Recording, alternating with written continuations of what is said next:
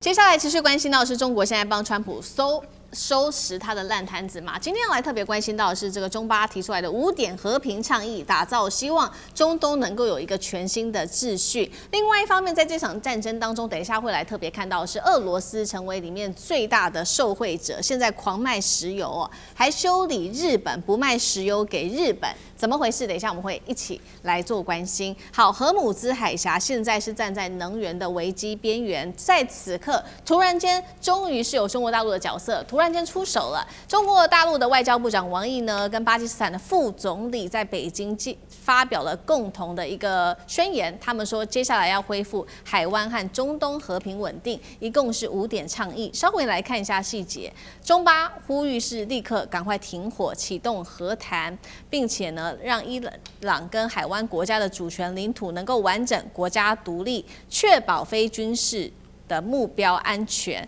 再來就是還有這些海水淡化啊、電力啊、核電廠都要穩定的發展，不能受到攻擊，並且確保所有航道的安全，還有呢，確保聯合國憲章它的地位。所以節目一開始也特別請教賴老師了，中國大陸在這個時候出手，並且剛剛提出來的5點的倡議，接下來能夠打造新的中東秩序嗎？有沒有一些效果？賴老師怎麼看？5點倡議，我想是不只是中東地區，或者即使是非中東地區也都会同意，也都会支持的。但是它不容易操作。为什么不容易操作？理由很简单，第一個就是伊朗要的是全面停戰，而不是暫時停戰。暫時停戰對伊朗來講，他會擔心考慮啊，這個剛剛啊，這個敏寬兄他所提出來的有關於美國的這個愛國者或者是防空導彈的生產能力。那一旦如果美國它恢復它的生產能力，然後能夠滿足這個以色列或是美國在中東地區的需要，它恢復了防導能力的話，那伊朗的穿透力就會減弱，它的軍事產生的毀傷效果就會減低。所以對伊朗來說，它不要暫時停火，它要的是全面性的永久停火。那這個就不容易操作了啊，因為他也會擔心說你是這個對於伊朗對於美國跟以色列是有利的啊，這個第一個部分。第二個部分就是有關於，例如說你提到航道安全，航道安全，我想這是全世界都共同的主張。那對伊朗來講的話，他說我現在已經被我封鎖了，那我要交出來的話，你要拿什麼來交換？所以不是過橋費的問題，過橋費可以不用收，但是問題就在於要解除對我伊朗的所有的制裁。如果美國不解除可以，那美國就是不能通過。以色列不解除可以，以色列就不能通過。但是所有的國家如果都解除制裁的話，你都可以通過，不用付費。但是你要解除對我的制裁，我想這個是天經地義的事情。所以我覺得在操作上可能會有困難，但是這5點主張應該會得到全世界除了美國跟以色列以外所有的國家的支持。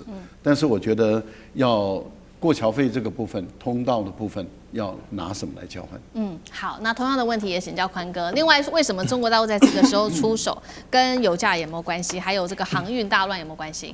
現在全世界都說是 G2 啦哈，那 G2 的話就是2大強權。那目前2大強權的話很簡單哦，現在全世界大概不會有異議，就是美國跟中國。那美國跟中國這次以伊朗來說的話，其實來到這個時間點，中國一定要展現它的大國的一個角色。那為什麼呢？一個一個來說哈，我們現在說談那幾件事情。打仗打了1個多月之後呢，因為荷姆茲海峽一直是封鎖的嘛，但期間斷斷續續的，各位你有沒有發現有一個國家的油船是可以過的？中國。那中國油船可以過完之後呢，後面呢，伊朗他們就做了一個順水人情哦，他們就說，哎呀，我們穆斯林啊是非常講究兄弟情的，所以我們有6個國家呢，對我們來說是至關重要。所以這6個國家呢，我們也會讓它的油輪陸陸續續的過去。所以呢，後面各位幾艘油輪過去了呢？22艘過去。這當中呢，帶頭的是中國，然後後面呢，包括了印度，包括了巴基斯坦等等的，這個就陸陸續續的啊，就船就過去了，就成型了嘛。成型完之後，後面呢，那個時候的伊朗就說了哈，以後的船呢，其實可以過來談，那當然要付一點過路費哦。那為什麼呢？因為那個地方很尷尬，30公里。那30公里呢？10公里屬於伊朗的，另外10公里屬巴林，所以中間10公里能過。中間10公里能過3公里的地方又是中立區，所以各位左去右回，中間就剩3公里能夠互通。那互通的過程當中，就算你是航母過，各位也沒招啊。那為什麼呢？不管任何的大船到中間都會變得非常脆弱，而且上面還有水雷，所以這是一個很麻煩的事。回頭來談中國，中國最近有幾件事情哦，這個是我們要討論的。中國現在經歷了一個非常大的 M 字型的一個經濟，也就是說他們的傳統經濟在這個地方是瀕危的哦，包括過去的製造業。包括了成衣啊等等的，依靠人力很多的一個部分。但中國現在有一件事情是讓大家覺得，怎麼會這麼奇怪、這麼誇張？而且他們目前來看的話，還持續在向下修正當中。各位，電力為什麼呢？全球都缺電，這個大家都知道哈。那目前以中國來說的話呢，他們就是第一個新能源車、AI。還有目前唯一說他們已經發展出小型 SMR 的就是中國，而且中國說他們已經拿到訂單，那誰跟他買我們不曉得哈，這我們目前還在追蹤當中。所以中國其實在大國博弈當中一定要有角色。那這次各位請注意看哦，美國跟以色列去打了伊朗完之後，沿路要跟誰討救兵？跟歐盟討救兵嘛。那跟歐盟討救兵，歐盟有理他嗎？歐盟其實也沒辦法理他。那為什麼呢？歐盟其實，你如果仔細去觀察，每個歐盟國家都有它各自的痛，要麼就是經濟有問題，要麼就是人口的一個老化，要麼就是政治上有很大的一個危機。所以簡單的說，雙手一拍，沒辦法。所以川普對歐盟很兇哦。可是各位仔細看，川普有沒有對中國說出什麼不好的話？沒有嘛。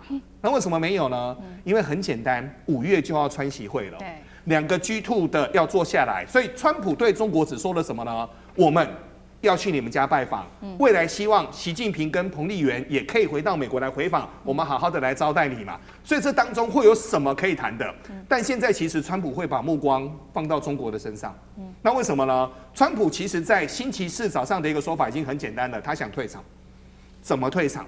如果這個時候中國能夠擺出一個好的一個架子，好的一個樓梯，讓美國慢慢的走下來，雙方各退一步，原油的價格能夠降下來的話，中國在這個地方，它是有發言權，而且它是有撬動槓桿的實力的。好，中國在這個時候突然間擁有了這個主動權哦，在這一場的戰爭裡面，成為一個比較能夠穩定的一個國家，穩定國際局勢的一個國家。那另外一方面，我們剛剛講的嘛，除了中國大陸之外，其實現在這一場戰爭裡面受惠最多的就是俄羅斯。那俄羅斯它因為呢這個油價不斷的高漲，所以美國已經放寬了，是說各國可以去買俄羅斯的石油，達到這個石油的制裁停止放寬，大約是30天。那確實現在很多的亞洲國家就去跟俄羅斯買油了，包括了印度、菲律賓、泰國、印尼、斯里蘭卡，還有呢就是本來跟這個中東買石油達到70%這麼多的南韓跟。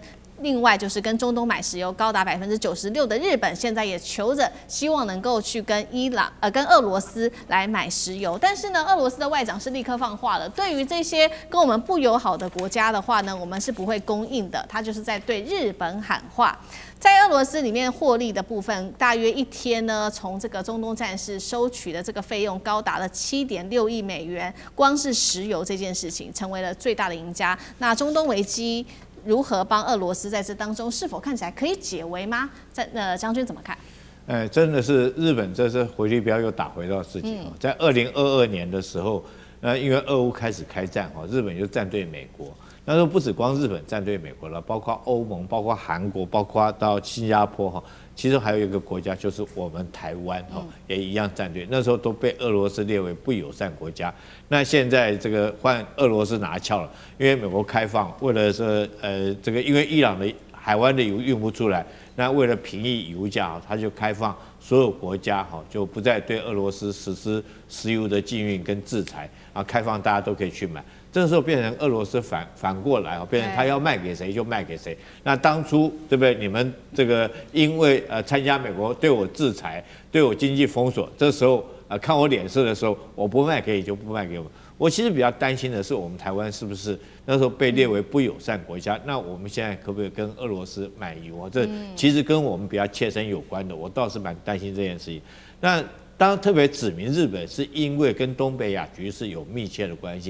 因為日本自從高市早苗上任之後，到現在積極的想要恢復所謂他們的軍國主義，所謂的無核三原則，他想要改變哈。在這種狀況之下，我們看到中國跟俄羅斯在這方面來講是積極的這種對日本採取這個反制的措施，包括到我們看到中國跟俄羅斯聯合好幾次的所謂的戰備警巡的巡航，尤其是高市早苗第一次上台發表說台灣有事就是日本有事的言論的時候，那時候俄羅斯跟中國，然後你看它空中的戰備巡航，一個是走過日本的東邊，一個在日本的西邊。除了這個之外，俄羅斯跟中國舰隊也好幾次穿過日本的海。